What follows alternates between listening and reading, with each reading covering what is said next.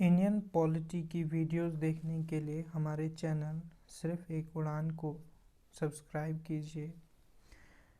तो गाइस, आज हम डिस्कस करने वाले हैं फ्रेमवर्क ऑफ इंडियन कॉन्स्टिट्यूशन। इससे पहले हमें पता होना चाहिए कि कॉन्स्टिट्यूशन होता क्या है। कॉन्स्टिट्यूशन रूल्स और रेगुलेशन का एक सेट होता है जिसको फॉलो करके किसी भी कंट्री की गवर्नमेंट उस कंट्री को रन कर सकती है। तो फ्रेमवर्क ऑफ कॉन्स्टिट्यूशन में सबसे फर्स्ट पॉइंट हमारा आता है नेहरू रिपोर्ट 1928 की। नेहरू रिपोर्ट 1928 में क्या है कि जब ब्रिटिश गवर्नमेंट ने डिसाइड किया कि वो साइमन कमीशन अपॉइंट करेंगे जो गवर्नमेंट ऑफ इंडिया की प्रोग्रेस का रिव्यू करेगी। इंडिया के लोग इस डिसीजन के खिलाफ थे, तो उस टाइम सेक्रेटरी ऑफ स्टेट जो था वो लॉर्ड बिर्केनहेड थे। उन्होंने इंडियंस को कहा कि इंडियंस खुद ब खुद कॉन्स्टिट्यूशन नहीं बना सकते हैं, तो अगर बना सकते हो तो बना कर दिखाओ। तो इसको चैलेंज एक्सेप्ट किया मोतीलाल नेहरू ने। ऑल पार्टीज कॉन्फ्रेंस हुई 19 मई 1928 को बम्बई में, और उसमें एक कमेटी बनाई गई। कमेटी का चेयरमैन बनाया गया मोतीलाल नेहरू को, और उन्हें कहा गया कि आपको कॉन्स्टिट्यूशन के प्रिंसिपल्स का जायज़ा लेना है। तो ये रिपोर्ट 14 अगस्त 1928 को पब्लिश हुई नेहरू रिपोर्ट के नाम से। और नेहरू रिपोर्ट 1928 जो थी, ये फर्स्ट एफर्ट थी from the Indians to frame constitution for India. सबसे पहले 1934 में एम.एन. रॉय ने कॉन्स्टिट्यूएंट असेंबली का आइडिया दिया। 1935 में इंडियन नेशनल कांग्रेस ने ऑफिशियली डिमांड की फॉर कॉन्स्टिट्यूएंट असेंबली। 1938 में पंडित जवाहरलाल नेहरू ने कांग्रेस के बिहाफ पर डिमांड किया कॉन्स्टिट्यूएंट असेंबली को फ्रेम करने के लिए विदाउट एनी इंटरफेरेंस, बगैर किसी इंटरफेरेंस के। तो कॉन्स्टिट्यूएंट असेंबली जो बनेगी वो on the basis of universal adult franchise पर होगी। 1939 में वर्ल्ड वॉर सेकेंड जब स्टार्ट हुई, तो ब्रिटिश गवर्नमेंट एक्सपेक्ट कर रहे थे कि इंडियंस हमें वार में कॉपरेशन करें। वो चाहते थे इंडियंस का सपोर्ट वार में, लेकिन इंडियंस इनके खिलाफ थे। इंडियंस चाहते थे कॉन्स्टिट्यूएंट असेंबली बनाना। तो 8 अगस्त 1940 को वाइसराय लॉर्ड लिनलिथगो ने अनाउंस किया अगस्त ऑफर इंडियंस के लिए। इस ऑफर में उन्होंने बताया कि कॉन्स्टिट्यूएंट असेंबली इंडिया के लिए एस्टेब्लिश की जाएगी वार के बाद में, लेकिन इंडियंस ने इसे रिजेक्ट किया। उसके बाद उन्होंने क्रिप्स प्रपोजल भेजा 1942 में।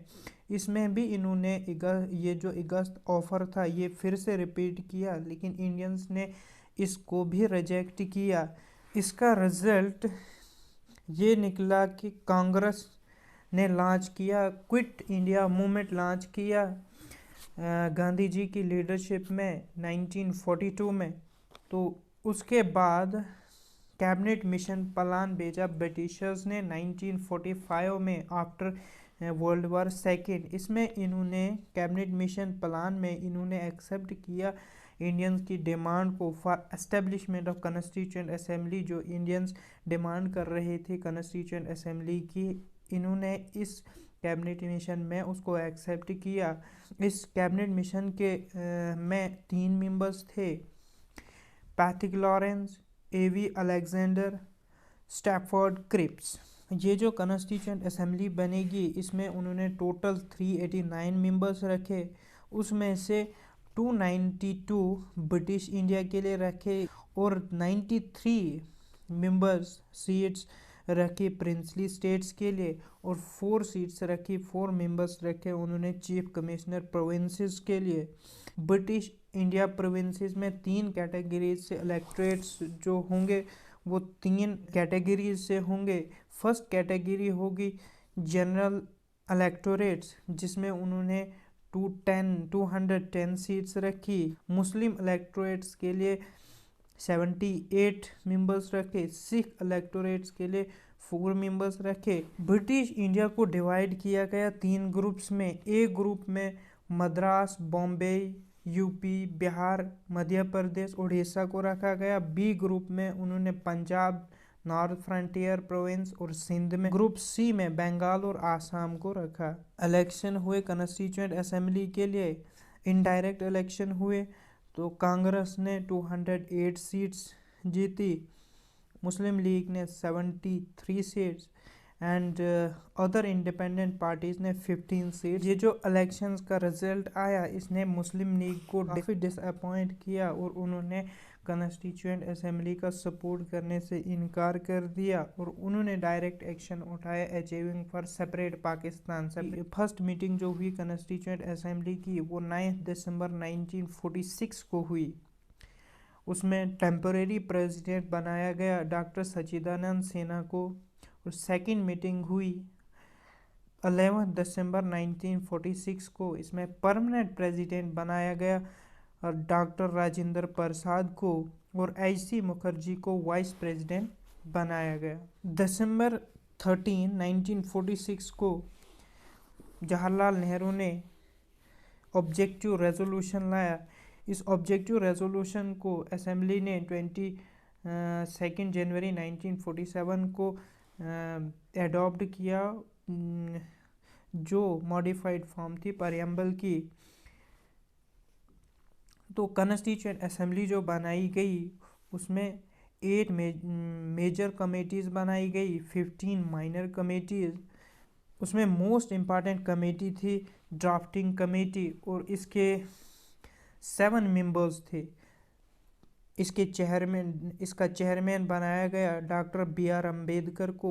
7 मेंबर्स जो थे chairman doctor B.R. Ambedkar, N Gopalaswami Ayyangar, Alladi Krishnaswami Ayyar, doctor K.M. Munshi, Syed Mohammad Saadulla, N Madhava Rao, T.T. Krishnamachari. ये 7 मेंबर्स थे ड्राफ्टिंग कमेटी में।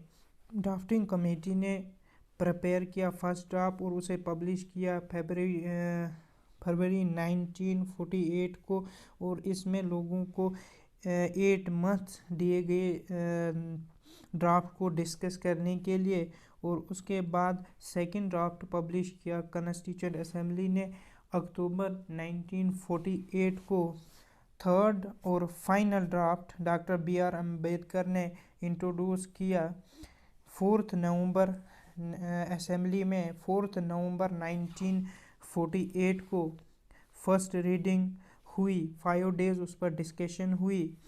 सेकेंड रीडिंग हुई ड्राफ्ट की 15 नवंबर 1948 को और एंड हुई 17 अक्टूबर 1949 को।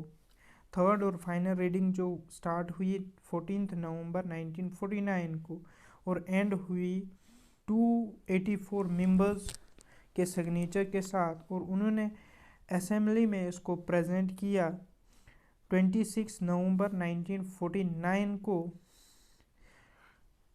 और उस दिन इसको अडॉप्ट किया। इंडियन कॉन्स्टिट्यूशन जो है कैम इनटू फोर्स 26 जनवरी 1950 को। 26 जनवरी को कॉन्स्टिट्यूशन को लागू इसलिए किया गया क्योंकि इस दिन 1930 को आईएनसी ने पूर्ण स्वराज डे सेलिब्रेट किया था। कॉन्स्टिट्यूशन को बनाने का जो टेन्योर है, इसको 2 साल 11 महीने और 18 दिन लगे बनने में। टोटल 11 सेशंस हुए और 64 लाख रुपीज़ जो है इसमें खर्चा आया। तो एंड करते हैं इस लेक्चर को यहाँ पर ही।